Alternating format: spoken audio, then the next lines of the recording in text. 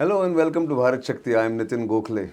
And today with us in the studio is a special guest, Roderick McLean, Vice President and General Manager, Air Mobility and Maritime Missions for the world's biggest defense company, Lockheed Martin. He is visiting India. He was at our defense conclave this week. And now he's in our studio. So it's a good occasion to start with a question about Lockheed Martin's global plans and what are the future projects that you're looking at and where does India fit in? Right. Well, thank you for the opportunity to talk with you today. And as you mentioned, Lockheed Martin is the largest defense contractor. That's not by accident. It really is about our ability to continue to work with our international partners around the globe. Certainly, India continues to play a critical role in that environment as we look to diversify our supply base, improving our supply resiliency, because we see an increased demand on Lockheed Martin's products across the entire portfolio. Although I represent the aeronautics portfolio, we see increased demand for many of our land-based systems, ground-based systems, certainly aircraft platforms, and certainly with the C-130J in particular. You know, it's an aircraft that's been the longest running military aircraft production program in the world. Sure. We've been very excited about having that responsibility.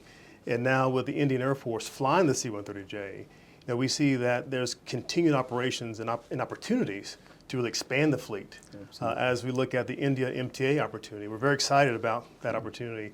But more importantly, really the Indian industry plays a critical role in the C-130J aircraft. We have a long-standing joint venture with Tata where they provide the aerostructures for the empennage. Sure. And more importantly about that infrastructure we've established, it's built in India, but really supports the world, right? So already today, we're engaging Indian industry to support not only programs for India, but also for programs across the globe. In fact, I think just before coming here, we were talking about how you are expanding your suppliers base in India. And I think you had a conference in Bangalore, if I'm not mistaken. Right. Now, one of the questions that was raised maybe some years ago, but I'm raising it again, that are Indian suppliers, Indian MSMEs as they're called, smaller players, are they capable enough to do technology infusion, high technology, high-end technology, even normal requirements that Lockheed Martin has? Have they come up to those standards, or are you also sort of training them, and what's your experience on them? Yeah, I would say it is progressing, right? We're very optimistic about expanding our supply base in India. And you're correct, we did have a supplier conference here just early this week on Monday. And it really is more than just aeronautics. This supplier conference was attended and led by the corporation, right? So we're looking to expand our Indian supplier base for the broader Lockheed Martin portfolio. But already to date, with the experience we've had for over 15 years working with India and working with our joint ventures, we've had a chance to engage with some of the MSMEs and have been very pleased with their transition and their ability to expand and support our requirements. As I said earlier, 95% of the parts that now support the empennage are sourced locally. We're celebrating the first fighter wing that will be built because we're expanding our portfolio, what we're building in India, once again supporting the globe. So the very first fighter wing will be delivered this year, and 75% of those components are sourced locally from Indian suppliers. So once again, we are working with our joint venture partner Tata in expanding that ecosystem. Over 500 suppliers already support our Tilamal joint venture and also the Tata Sikorsky joint venture. Two major joint ventures we've had in India for over a decade, and we've been very pleased with the work, very pleased with the opportunity that exists. And even the parts and components that come out of India supporting our global supply chain have been of the highest quality. I'm glad because we've come a long way from when it started 15 years ago. But let's now talk about your crown jewel, if I may say so, C-130, the Air Force. Yeah. And I can tell you one experience from about 12 years ago when C-130J did a trial landing, if I may say so, or a landing after almost 20 years at a very high altitude and a very difficult airport or airfield rather in Uttarakhand. And I was on board that first flight when we went there.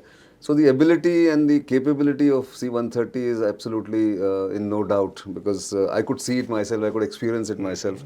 Because when it landed, it showed its ability to use shorter runways, difficult runways, all that. And I think the Indian Air Force is very pleased with what kind of mission. So what has been your conversation with the Indian Air Force? Have they expanded the use or utility of C-130? Have they spoken about all this? Yeah, so it's interesting that, as I said earlier, the C-130 has been in operation for more than 70 years, right? The C-130J, which is our most current model, has been in operation for more than 25, 30 years. But what's amazing is that aircraft continues to demonstrate what it can do. It is so versatile that it doesn't matter who operates the aircraft. Everyone has a very unique, challenging environment. Literally from the Arctic to the Himalayas, and everywhere in between, this C-130J has demonstrated its ability to perform. And even in India in particular, there are some very extreme environmental and I would say scenarios that this aircraft has to operate. And as you've seen, it has demonstrated its ability to perform. The highest airstrip at DBO to very short landing strips that you experience yourself. Right. It has performed and experienced. So we're excited about, once again, expanding the fleet. The Indian Air Force has been very pleased with the way this aircraft operates. I was at your conference last night, and thank you for hosting that. And I had a chance to meet an Indian Air Force former pilot. And I had a chance to speak with them, and I just asked, how was your experience with the C-130? A big bright smile came to his face. And he was just saying that how the aircraft has really done everything that they asked it to do and more. He shared with me a very challenging environment where they had to somewhat overload the aircraft because they had some serious equipment that they had to transit. But he was confident with what the aircraft could do, and certainly it achieved its mission. So they're pushing it even beyond what's specified what the aircraft can do. But once again, that's how we have designed the aircraft. A case in point, we have just completed a structural durability test to validate that the structural life can withstand our requirements. So we designed it to achieve 90,000 hours. That was a design goal. We actually had a test that ran over multiple years where we had actuators that bended and flexed the aircraft, part of this testing. Not only did it validate 90,000 hours, the results demonstrated it could withstand 122,000 hours. So that's a very big additional capacity that exists within the aircraft. Within the aircraft, and that's why this aircraft is the best long-term investment that any country can make. And the fact that the Indian Air Force already flies the aircraft, and they already see how it can operate, in this very challenging environment. It is a very low-risk transition just to expand the fleet because they already have the operators that can maintain it. They have the infrastructure to train the pilots. But more importantly, they know it can operate in any condition, even the ones that they haven't done yet. Yes, and familiarity actually is always valued by the operators, whether the flying crew or the pilots. And that familiarity brings in comfort.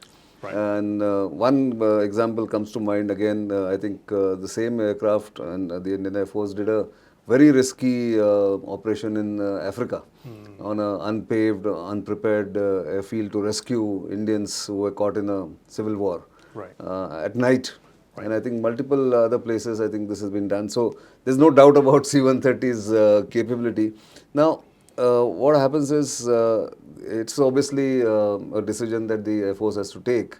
It's the MTA so-called contest or tenders likely to come out. But that apart, I think you also have the facility to do on-site repairs and maintenance. Your own engineers I've seen in those years, I'm talking about 2013, 14. What is the status on that? Now, does Air Force does it itself, or your people also come in once in a while too? Yeah, so we have a small number of, we call them field service representatives that are at the base to provide assistance. But it's primarily the Indian Air Force maintaining and operating the aircraft. But that is one of the models that we've embraced, and I'm glad that India has embraced that model as well, that allow us to have some experts, on the ramp.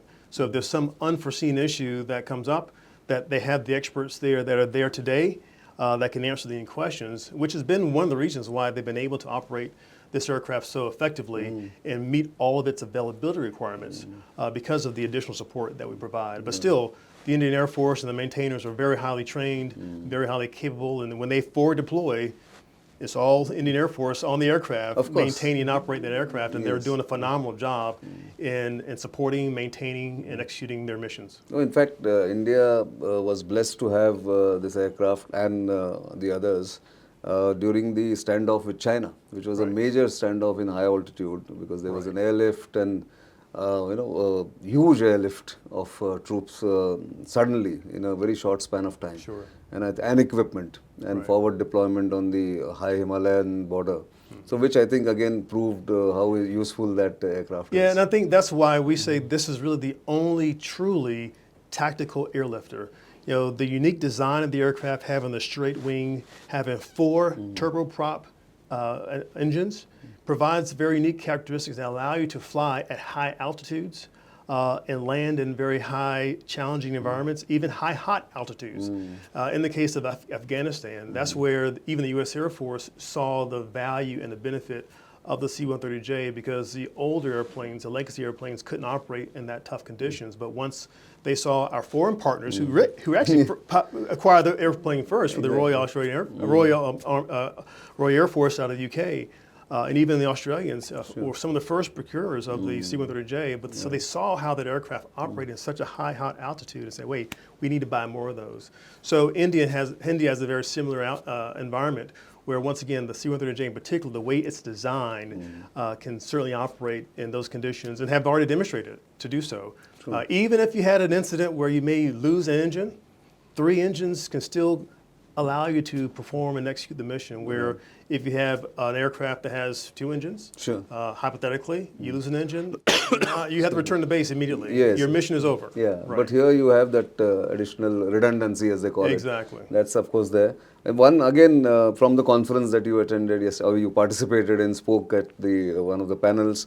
We had a small exhibition there, and I was struck by one thing you spoke about, the expanding network of your local MSMEs and local partners, suppliers.